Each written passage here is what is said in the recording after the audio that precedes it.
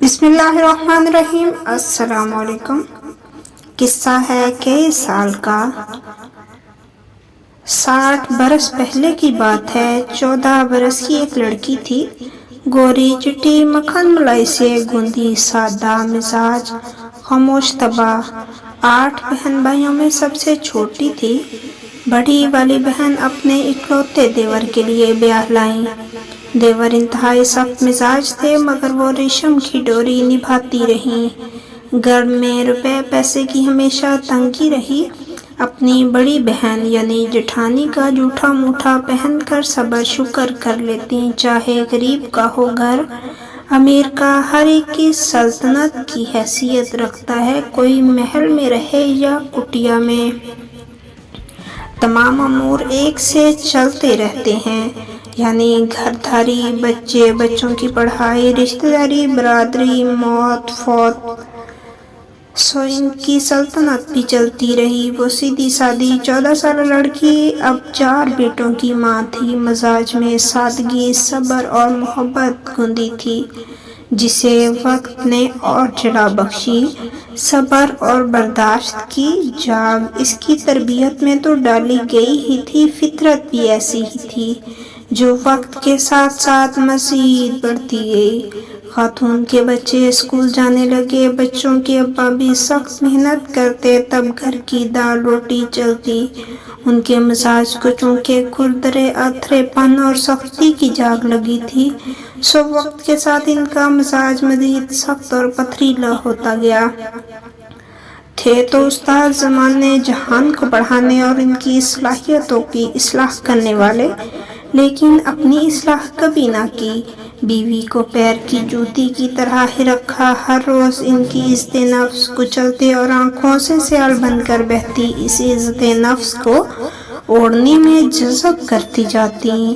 اوڑھنی دھوتیں تو اس کا پانی کچے صحن اور کیاری میں بہا دیتیں۔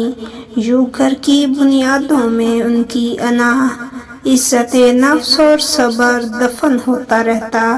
ماسٹر صاحب کو ذلت کی شدت سے بہتے یہ آنسو کبھی سچ مچ میں نظر ہی نہیں آئے۔ بچے بڑے ہو رہے تھے، چاروں بیٹے ماں کا درد محسوس کرتے۔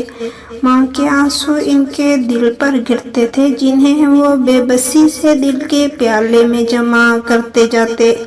باپ کی دہشت اتنی تھی کہ ماں کے حق کے لیے کبھی آواز بلند کرنے کی جرأت نہیں کی، بس خاموشی سے دیکھتے اور دل میں گڑھتے۔ خیر وقت آگے بڑھا تو ایک بیٹا ڈاکٹر، 2 بیٹے انجینئر اور ایک بیٹا آرمی میں کرنل کے عہدے پر فائز ہوا۔ گھر میں پیسے کی ریل پیل ہو گئی۔ کٹیا سا گھر محل میں تبدیل ہو گیا۔ اب وہ محبتوں سے گوندی لڑکی گاؤں میں ماں جی کے نام سے مقبول تھی۔ جس گھر میں بیٹوں کے لیے رشتہ ڈالا، ماں باپ نے ہاں کرنے کا وقت نہیں مانگا۔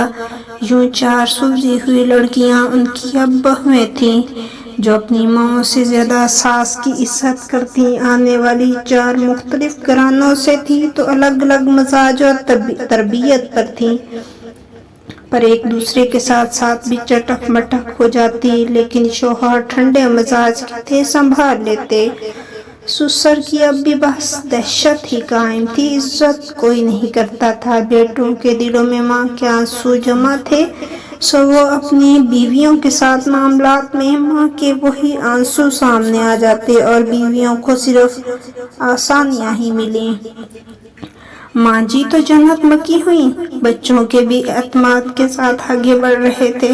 اپنی محبت، برداشت اور صبر کے دیے سے جو چراغ انہوں نے روشن رہنے دیے تھے، آج وہ میناروں میں ڈل چکے ہیں۔ اب وہ گھرانہ گاؤں بھر میں محبت، اظہار اور قربانی کی ایک عمدہ مثال ہے کہ ایک عورت نے قربانی دے کر ایک خوش و خرم معاشرے کی بنیاد ڈالی۔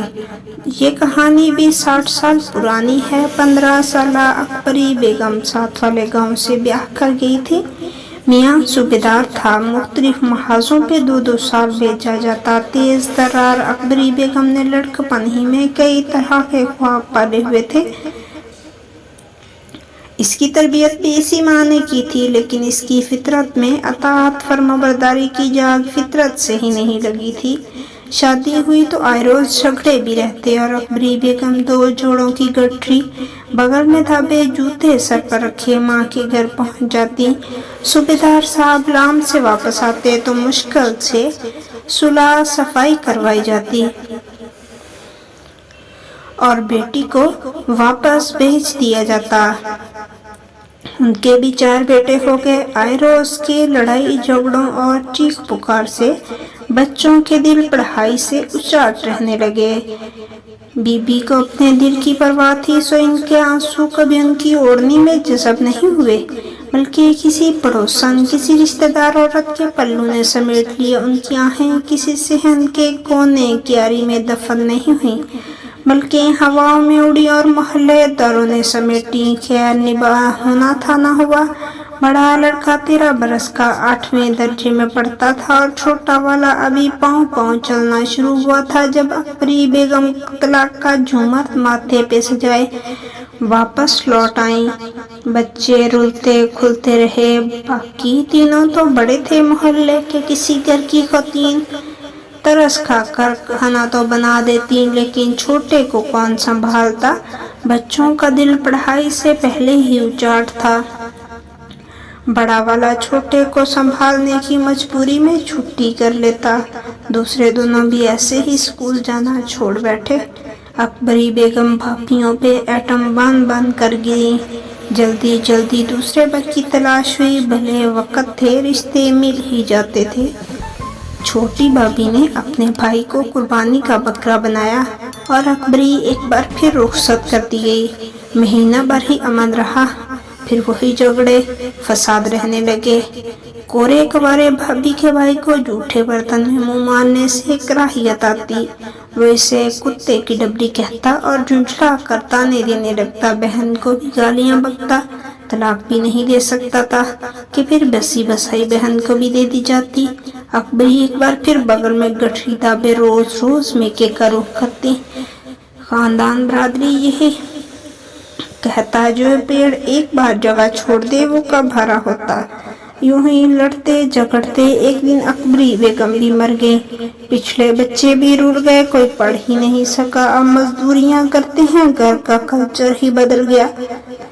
صوبیدار صاحب کی اولادیں ترقی کا راستہ کھوٹا کر بیٹھی۔ ماں کے ہرجائی پن کا طعنہ بیویوں کو دیتے ہیں کہ عورت ہوتی ہی بے وفا اور ہرجائی ہے۔ ایک بد نظمی اور جہالت گھروں کا مزاج بن گئی ہے۔ بھابی کی زندگی بھی دیے کی لو پر ٹمٹماتی رہی۔ ایک عورت اگر قربانی دے لیتی، اپنے آنسو ایک کونے میں دبا دیتی تو کتنے خاندان تباہ ہونے سے بچ جاتے۔